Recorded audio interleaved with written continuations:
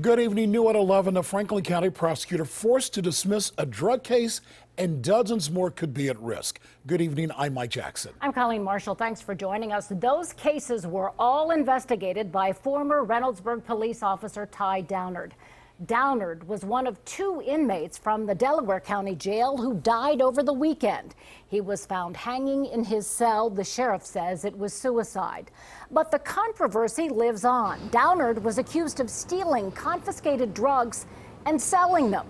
Now, any case he touched is potentially tainted, as Renee LaSalle found out tonight. She's live outside the Franklin County Prosecutor's Office. Renee?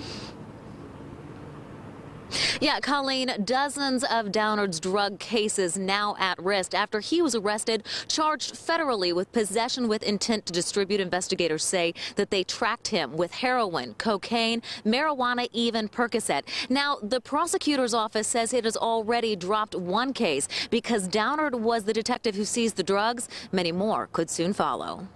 Criminal defense attorney Dave Thomas has seen it before when an officer's testimony has been called to question. It's going to depend on the quality of the cases that he put together and the kinds of the cases that he put together. Franklin County prosecutor Ron O'Brien already plans to review as many as 50 of Detective Ty Downard's cases, some closed, some still pending. He says people have to have confidence in the system. We can't have cases that are suspect because he was involved.